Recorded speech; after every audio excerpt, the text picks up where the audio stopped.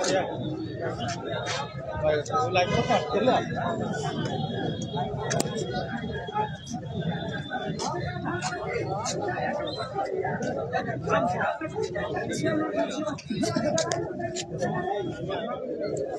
Sir, कल आपने CM house का भी घेराव किया है और यहाँ पे आप जा रहे हैं, सेक्टर में जा रहे हैं, क्या आपकी डिमांड से क्या कहना चाहेंगे? देखिए, सबसे पहले तो मैं आपके चैनल का बहुत बहुत धन्यवाद करता हूँ कि आप लोगों ने समय समय के ऊपर हमारी आवाज़ को इस गूंगी और बहरी सरकारों तक पहुँचाने का काम किया है। बात रही दूसरी की, आपने पूछा कि आज भी आप सिविल सेक्रेटरी की तरफ जा रहे हैं, तो आपको भी भली भांति इस चीज़ का पता है कि हम लोग 30 सालों के से इस डिपार्टमेंट के अंदर अपनी सेवाएं दे रहे हैं और बड़े अफसोस से कहना पड़ता है कि इतनी सेवाएं देने के बावजूद भी मात्र हमें 311 रुपये प्रतिदिन के हिसाब से मानदेन मिलता है और 72 महीनों का हमारे जो पुराना वेजेस है वो रुका हुआ है। बड़े अफसोस के साथ कहना पड़ता है कि जो एक ही स्टेट हुआ करती थी जम्मू कश्मीर और लद्दाख, जब इसकी एक ही दिन 2 ड्यूटी बनाई गई और एक ड्यूटी के अंदर लद्दाख के अंदर अलग रेट है और जम्मू के अंदर अलग रेट है। ये बहुत ही शर्म की बात है। एक तरफ तो हमारी केंद्र सरकार कहती है कि एक विधान, एक निशान और एक प्रधान की बात करती आई है और दूसरी जो एक ही स्टेट कल तक हुआ करती थी उस स्टेट के अंदर अगर ड्यूटी भी इन्होंने बना दी तो उधर अलग रेट क्यों और हमारा अलग रेट क्यों? हमें यही विरोध प्रदर्शन करने के लिए हम सिविल सेक्रेटरीट का घेराव करने के लिए जा रहे थे, लेकिन बहुत ही बलपूर्वक इस सरकार ने हमें रोका है। जो जेके सरकार है, उमर अब्दुल्ला की सरकार है। मुझे बड़ी शर्मिंदगी से कहना पड़ता है कि जो लोग 30 सालों से अपनी सेवाएं दे रहे हैं उन लोगों के ऊपर लाठियों से वार किया गया। कुछ साथियों को बहुत सारी चोटें आई, कईयों के कपड़े फट गए। ये देखो हमारे साथी, ये देखो लाइव आपके सामने है, ये उम्र देखो इनकी और लाठियां देखो जो इनको बांधी गई है। बड़े शर्म के साथ कहना पड़ता है। मैं पूछना चाहता हूँ, इस उम्र में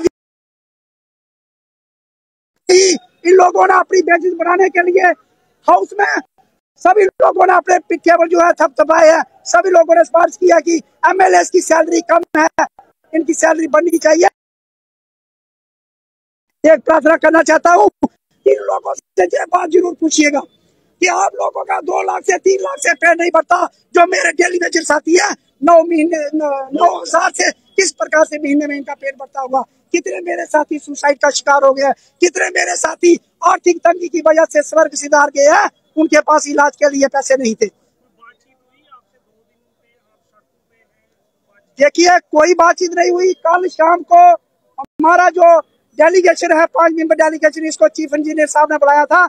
वहां से भी हमारे साथी जो है खाली वापस आए हैं, क्योंकि हमने एक ही बात बोली थी, अगर पारसी नहीं तो घर वापसी नहीं, अभी नहीं तो कभी नहीं।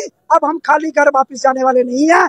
अगर ये लोग कमेटियों की बात करते हैं तो मैं इनको पूछना चाहता हूँ, जो आपकी पुरानी कमेटी थी वो क्या मर गई है? क्या आपने मिट्टी में या हमारा परमिट का बकाया देगा हम लोगों को भेजा, हम लोगों को जाने के लिए मैं आपके चैनल के माध्यम से चाहता हूँ।